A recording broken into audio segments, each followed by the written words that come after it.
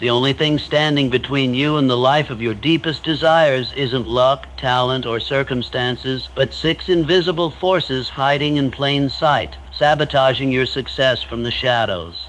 Ladies and gentlemen, let me tell you the greatest enemy of mankind is not war, poverty, or disease. It is fear. But not the kind that roars and rattles sabers. No, I speak of silent ghosts lurking in the corridors of your mind, whispering doubt, discouragement, and delay. These six ghosts of fear don't come with warning signs. They masquerade as logic. They appear as caution. They whisper, not yet, not good enough, and what if you fail? And while they haunt, they rob you of your dreams, your drive, your destiny. Tonight, I will name these ghosts. I will show you how to spot them, expose them, and finally destroy them. Because until you slay these phantoms, no amount of ambition, education, or opportunity will bring you lasting success.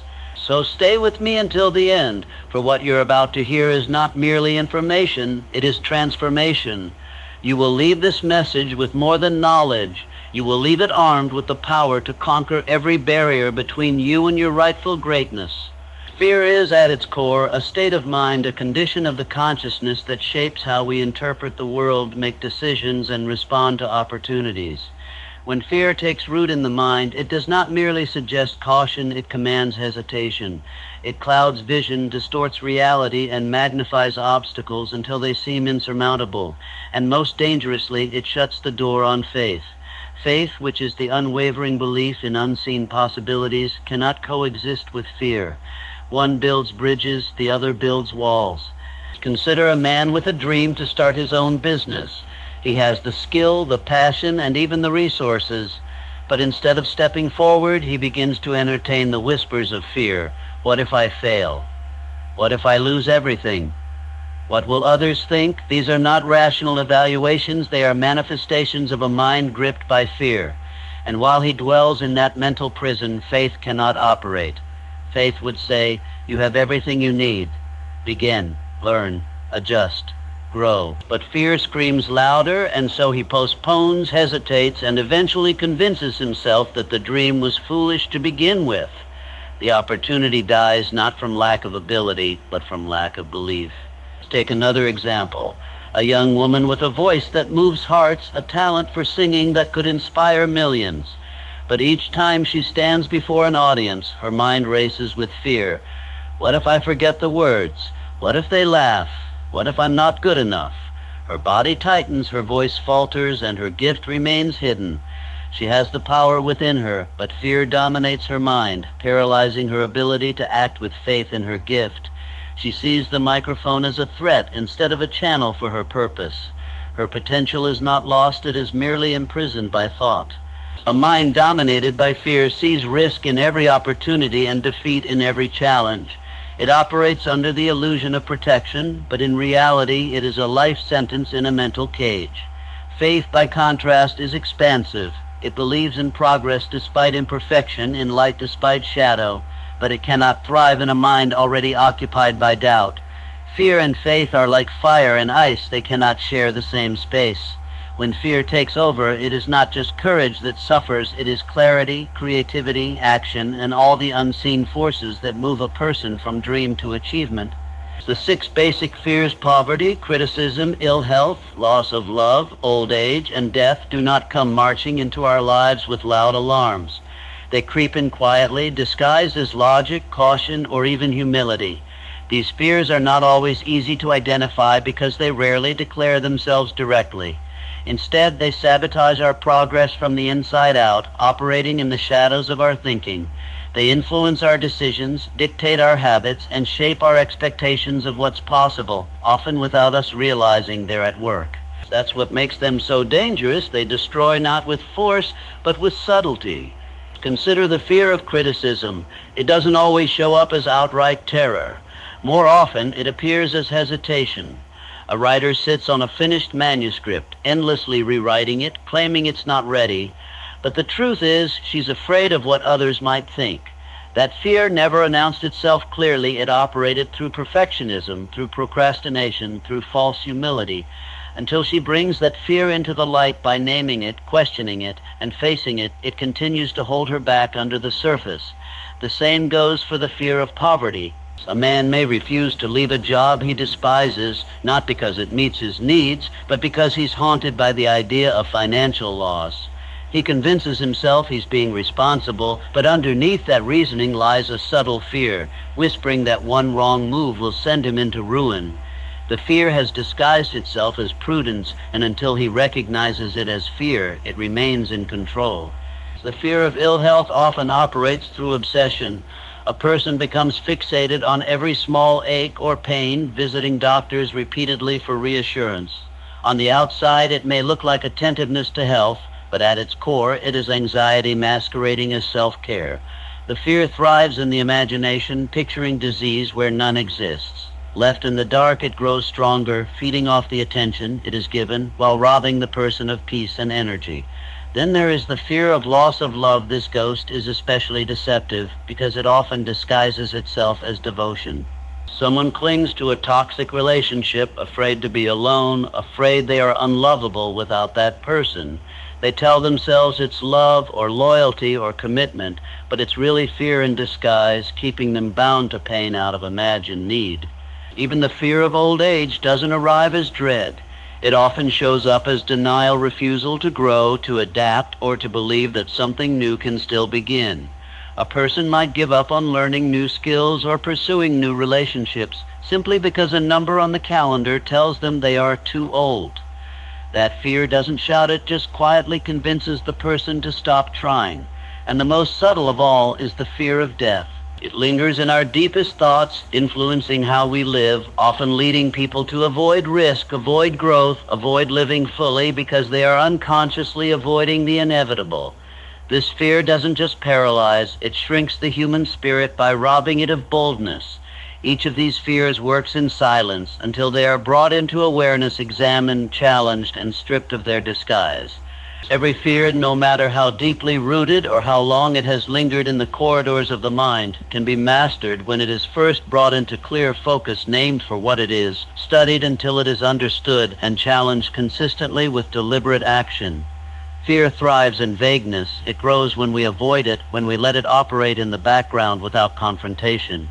But the moment we shine the light of awareness upon it, fear begins to shrink. Naming fear strips it of its power to disguise itself. Understanding it reveals its origin, its triggers, and its lies. And when we face it repeatedly, even imperfectly, we begin to assert control over it rather than allowing it to control us. Imagine someone who has a paralyzing fear of public speaking. For years, this individual avoids every opportunity to speak in front of a group. When asked to present, they find excuses. When in meetings, they remain silent, even when they have something valuable to say. The fear goes unnamed. It's simply referred to as not being a speaker or not good with words. But once the fear is named, clearly labeled as fear of judgment, fear of embarrassment, fear of failure, it becomes something concrete that can be worked with. The next step is understanding it. Where did this fear begin? Perhaps it started in school with a moment of ridicule, or in a workplace where someone's voice was dismissed. Understanding helps separate present reality from past wounds.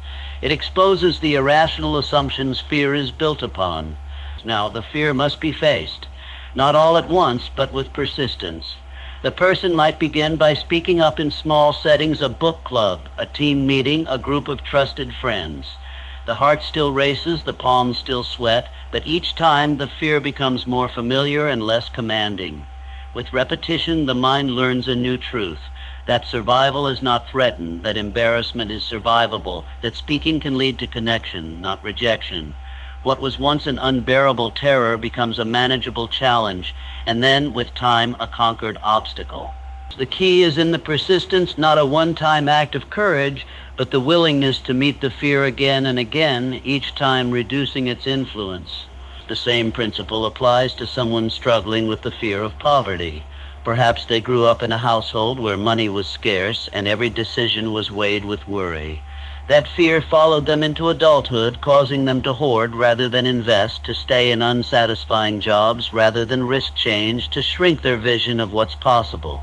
But if they begin by naming the fear, recognizing it as a deep fear of losing security, they take the first step toward freedom. Then they seek to understand it, where it came from, why it has persisted, and how it shows up in daily life. And most importantly, they start to face it with persistent action, learning about money, investing small amounts, trusting themselves with financial decisions, building confidence one choice at a time. Slowly, the grip of fear loosens. It may never vanish entirely, but it no longer dictates their destiny. The mind, trained by courage and repetition, begins to replace fear with faith. Definiteness of purpose and self-confidence stand as the twin pillars of mental power, the unshakable weapons with which any individual can combat and conquer the six ghosts of fear. These two forces are not merely helpful, they are essential. Without a definite purpose, the mind drifts, susceptible to every doubt, every discouragement, and every whisper of fear. A drifting mind becomes a magnet for indecision, for confusion, and ultimately for defeat. But once a person becomes clear on what they want, crystal clear, without apology or hesitation, they begin to anchor themselves. That definiteness becomes a compass, a guiding force that cuts through the fog of uncertainty and keeps the person moving forward, even when the road is steep and the sky is dark. Consider a man who has decided with complete clarity that he will build a business around his passion for sustainable design. He knows what he wants, he knows why he wants it, and he has set his sights firmly on that target. Now, when fear shows up, fear of financial instability, fear of criticism from others, fear of the unknown, he is not immune, but he is not unarmed. His definiteness of purpose keeps him rooted. Instead of asking, should I keep going, he asks, what must I do next to stay on course? This shift in mindset is everything. The fear may still exist, but it no longer holds the wheel. His vision does. The more he acts with purpose, the less influence fear has.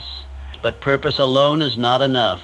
It must be joined with self-confidence, the inner knowing that you are capable, worthy, and equipped to carry out your purpose. Self-confidence is not arrogance. It is the disciplined belief in your own potential. It is built through small victories, conscious reinforcement, and repeated courage. Think of a woman who dreams of becoming a speaker to inspire young people. At first, she questions herself. She wonders if she's qualified, if her story matters, if anyone will listen. These are the seeds of fear. But as she begins to prepare, to study, to practice, and most importantly, to take action, she starts to build a foundation of self-confidence. Each time she speaks, even when the voice shakes, even when the crowd is small, she proves to herself that she can. With each proof, fear loses its power. Together, definiteness of purpose and self-confidence form a mental fortress. They protect the mind from the corrosive influence of doubt.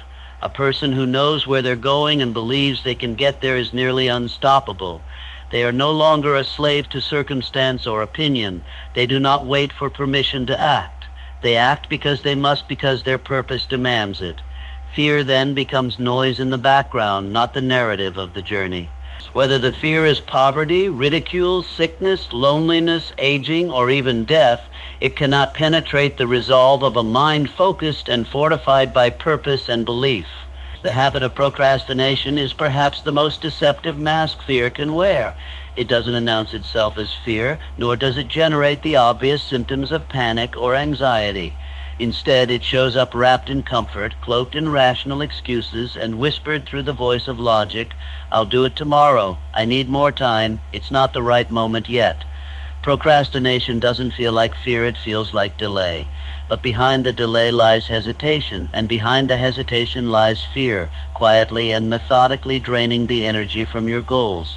It's not the loud resistance that stops most people. It's the slow erosion of intention, the subtle seduction of inaction dressed as patience or preparation. Imagine a young man who has always dreamed of writing a book. He knows the idea. He's excited by it. He's even outlined the chapters. But each day when he sits down to begin, something gets in the way. He tells himself the lighting isn't right, the environment isn't inspiring, or he needs just one more book on writing before he starts. Weeks become months, and months become years. The ambition hasn't left him, but it's been dulled. The dream begins to feel like a burden rather than a calling. And if you peel back the layers of excuse, you'll find fear at the core: fear of failure, fear of judgment, fear of not being good enough. Procrastination is how that fear operates, never attacking directly, but gently convincing him to delay just one more day. Or take the example of an aspiring entrepreneur who has a business idea she knows can make a difference.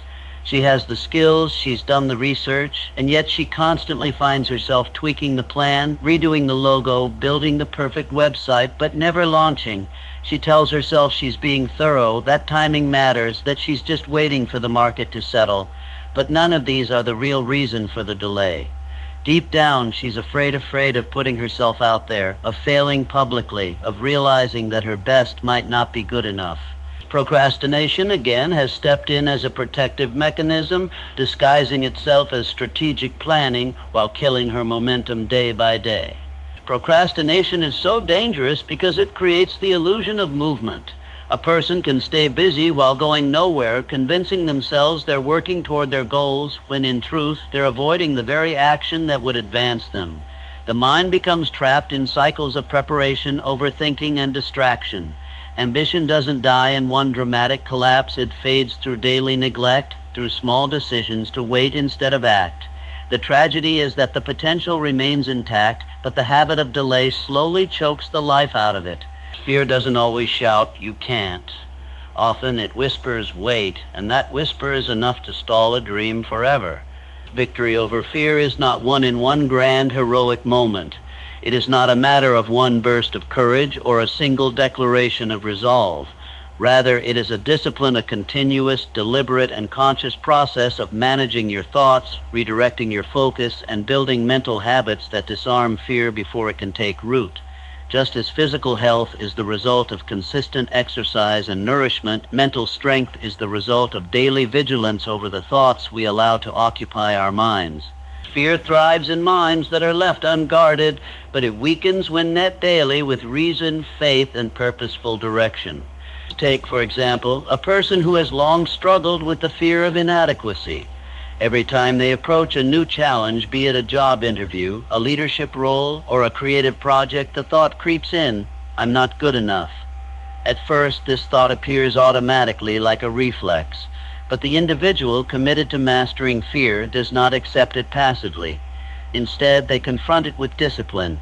Each day, they choose to replace that thought with a truth they have come to accept. I am capable of learning. I am equipped to grow. I am worthy of trying. They write it down. They say it aloud. They act in alignment with it. It is not an instant transformation. It is a process of repetition, of consistent mental correction. Over time, the old thought loses its grip and the new one becomes the default. The fear hasn't vanished, but it no longer drives the decision. Or imagine a person dealing with the fear of financial instability. Every time they check their bank account, worry spikes. Every decision about money is shadowed by the thought, "What if I lose it all?" This fear can't be conquered by a single budget or one smart investment. It's conquered by the daily practice of reviewing goals, tracking spending, educating oneself on financial literacy, and reminding the mind, I am in control of how I earn, spend, and grow. Each responsible choice reinforces a sense of empowerment. With each day that passes, the discipline of managing their mindset reshapes their relationship to money and quiets the fear that once dominated them. This daily discipline is what turns reactive minds into proactive minds. Instead of letting fear dictate the day's actions, the individual sets the tone each morning by deciding what thoughts will be entertained, what influences will be allowed in, and what beliefs will guide behavior. They read what uplifts, listen to what empowers, surround themselves with people who support their vision, and guard against a slow, subtle slide into negative thinking. It is not dramatic, and it is not easy, but it is effective. Through small, consistent efforts, the mental battlefield is reclaimed one thought at a time. Fear may still knock at the door, but it no longer finds a willing host. You came here with questions, you now hold answers. But knowledge alone is not power, applied knowledge is. These 6 ghosts will return. They always do. But now when they knock, you will not tremble, you will stand. You will name them, face them, and act anyway. Because success does not belong to the fearless, it belongs to those who face fear and move forward anyway. Kill the ghosts, live your purpose. Begin now.